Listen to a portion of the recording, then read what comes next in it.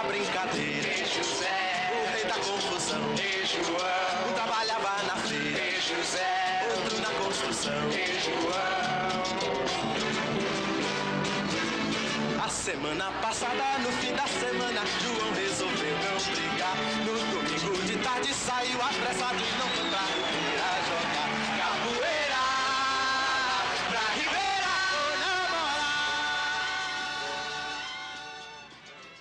The music of Gilberto Gil and Os Mutantes. Close to 40 years ago, the legendary Brazilian musician Gilberto Gil was a political prisoner held by the Brazilian military dictatorship. Today, he is a cabinet official in the Brazilian government.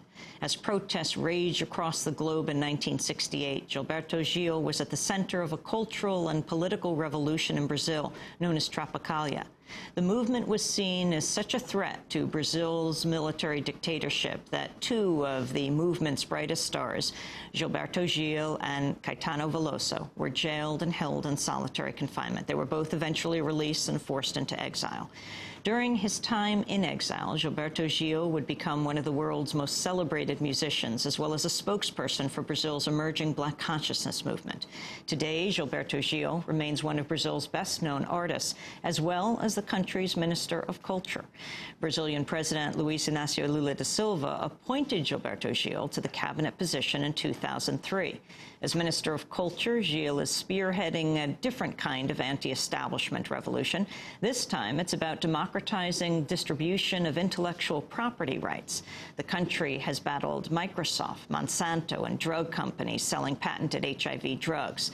Gil works closely with Stanford law professor Lawrence Lessig and the Creative Commons Project. Gilberto Gil was in New York this week for the Personal Democracy Forum, a conference that focused on how technology and the internet are changing democracy. He also performed last night to a packed crowd here in New York. Yesterday, I sat down with Gilberto Gil in the press room of the Personal Democracy Forum. Gilberto Gil, welcome to Democracy Now! Thank you. It's a great honor. Pleasure for me, too. Can you talk about where you were born? I was born in Salvador. It's the capital of Bahia, the state of Bahia. And it's been, I mean, like in the 15th, 16th century, Salvador, and when New York was founded, Salvador was larger than Salvador was the largest city of the South Hemisphere, you know, then, and it's been a very important place, you know, for Brazil as far as the development, the culture, the politics, everything. I mean, it was the founding city of Brazil. It's also known as the musical city. It is. It's been an artistic city, not just for music, but for other things also, but especially for music. People like Dorival Caymmi, great Dorival Caymmi, people like João Gilberto, our generation, myself, Caetano Veloso, Maria Bethânia, and now the carnival in Salvador, that has developed into a very, very, very broad and big party, you know, with a lot of music for a whole week, music, and local music and music, international music from the Caribbean area and everything. I mean, Salvador is really a musical city. How did you become a musician? That was a kind of self initiative, so to speak. I told my mother when I was two and a half, I told my mother that I wanted to be a musician, and she kept that in mind. When I was 10, and then I had to move from the small city that we lived in, inland in Bahia, to Salvador, the capital, she told me, now it's time for you to start to be a musician as you wanted, you know, since very early childhood. And then she bought me an accordion, sent me to a school to learn how to play it. And then I started, playing accordion. And then later, at the age of 17, 18, I took guitar. She also bought me a guitar and gave me. So I've been, there was a kind of self-inspired and self-envisioned thing that I had myself, about being a musician, and with my mother's help.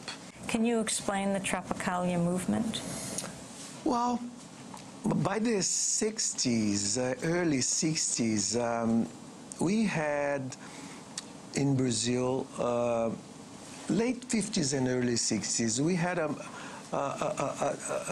range, a set of different artistic and cultural movements that were all sort of trying to update Brazil, in terms of contemporaneity, theater, cinema, plastic arts, and music. And of course, the Bossa Nova, late 50s, early 60s, was the main movement, engaging Antônio Carlos Jobim, Vinícius de Moraes, João Gilberto. They came to the States, they did the Carnegie Hall thing. The Bossa Nova became a very important thing. And then the Tropicalia came some years later, after the Bossa Nova and the Jovem Guarda, the Young Guard movement. That was the first level of Brazilian engagement in rock and roll, and in the rock and roll era. And with both movements, the young Jovem Guarda and the Bossa Nova, we thought that we should sort of use all the Brazilian elements and the things that were happening outside in the States, in Europe, and everywhere, to get Brazilian music to even another sort of level of updating process. And so we decided to do things, to bring rock and roll, to bring electric guitars, to bring the new generation speech, like people like Bob Dylan and the Stones, the attitude like the Rolling Stones had and the Beatles had, everything. So we brought all of those elements, together with the Brazilian normal sources, and we developed the Tropicalia in that direction. Did you see it as a form of resistance? And did the Brazilian government see it that way, see you as a threat? Yeah, that was seen as a threat because of the contingencies, I would say, because of the realities of the moment. The military people had taken the political space. They did the coup d'etat. They had the dictatorship process starting and everything. So they would be absolutely crazy about anything that would sort of contest, that would shake the grounds they were on. And so they were reacting to all civil society's movements, and music was something very important. Music gave the opportunity to the Brazilian resistance, to oppose the regime, through the songs, through the mobilizing possibilities that music gave the society to gather and to protest, and so. And Tropicalia was one of those movements.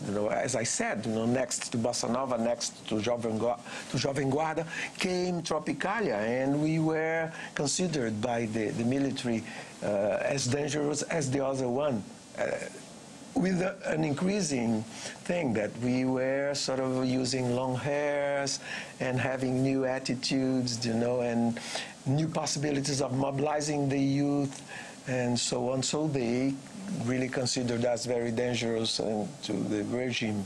Why were you imprisoned? In Rio. And why? Why? because of that, because of the suspicions that they had that we could sort of mobilize the society against them. And by the ideas that, you know, that we addressed, you know, with our speech, I mean, like ideas about freedom of expression, about, I mean, about ways of contesting the regular ways, you know, of conservative society to stand up on rights and everything. So we